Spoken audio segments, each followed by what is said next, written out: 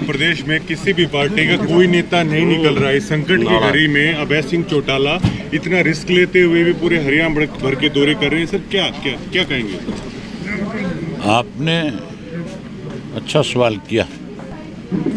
इस कोरोना की महामारी में भी मुझे लोगों के बीच में जाना पड़ा।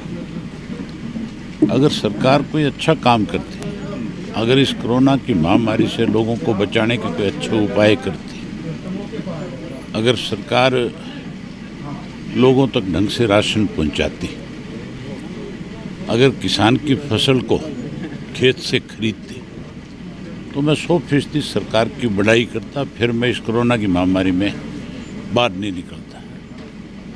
आज तो सरकार ने अलग अलग गैंग बना रखी।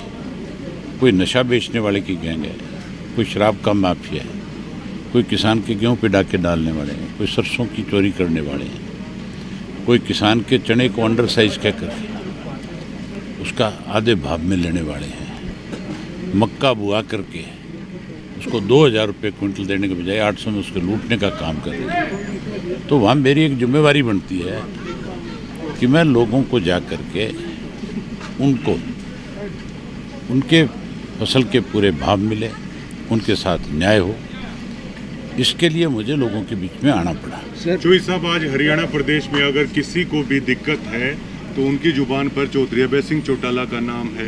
कहीं अगर किसी के साथ तकलीफ है तो लोग ये कहते हुए सुनाई देते हैं, अभय सिंह चौटाला को अगर बुलाएंगे तो दिक्कत है सोल्व हो सकती है। आपकी पॉपुलैरिटी इतनी बढ़ती जा रही है सर, और विधानसभा चुनाव के 8 महीने के दरमियान इसका कारण क्या मान के चले? जो अपोजिशन थी वो तो सरकार से मिल गई। अब जो भूपेंद्र सिंह हुड्डा को काम करना चाहिए था, जो लड़ाई उसको लड़नी चाहिए थी, उसने तो अपने बेटे को राज्यसभा में ले जाने के लिए बीजेपी से हाथ मिलाने का काम किया। इसीलिए बीजेपी ने दूसरा तीसरा कैंडिडेट नहीं उतारा। अगर कैंडिडेट उतार देते तो कांग्रेस के 7 से 8 ऐसे एमएलए थे जो भूपेंद्र सिंह हुड्डा के खिलाफ वोट कास्ट करके आते। ये आसान उतारा है बीजेपी ने इनका, सुभाष चंद्रा को जो जिताने का काम किया था उसका। आज वो तो अपने घरों में बैठे हैं, लोग परेशान हैं, और सरकार जो है उनको सुविधा देने के बजाय लूटने में लगी है। तो लोगों का कहीं तो भरोसा होगा। चौधरी ओम प्रकाश चौटाला के दिन आज लोगों को याद आ रहे हैं कि सरकार जो थी 2000 से 2005 में थी, और उस 2000 से 2005 के दौरान लोगों को घरों में बैठे सहूलियतें मिलती थी, खेत से फसल खरीद कर लेकर के आते थे।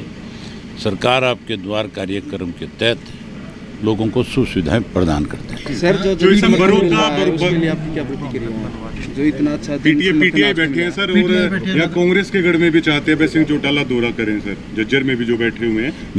मेरी आज पीटीआई से बात हुई थी।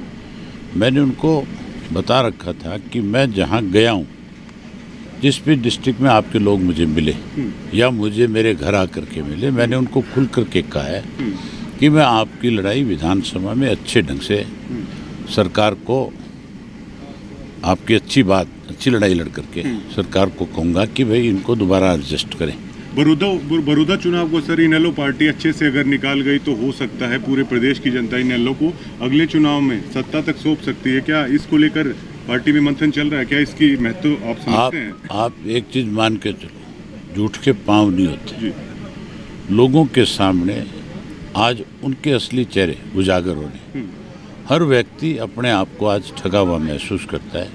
लाखों लोगों की भावनाओं को जिन लोगों ने ठेस पहुंचाई है वो हाशिए पे आकर के खड़े होंगे, और इंडियन नेशनल लोकदल पार्टी फिर शिखर पे पहुंचेगी।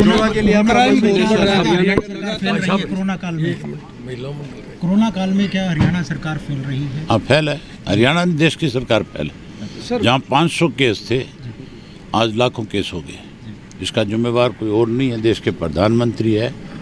आज जहाँ इंग्लैंड में, अमेरिका में, स्पेन में, इटली में, जर्मनी में, पेरिस में, जहाँ एक वक्त ऐसा आया था कि सारे के सारे मुल्क जो हैं इतने ज़्यादा भयभीत थे कि कहीं इस महामारी की वजह से हम लोग चंद लोगों को ना बचा पाए, लेकिन उन्होंने तो लॉकडाउन करके इस महामारी पे काबू पाने का काम किया।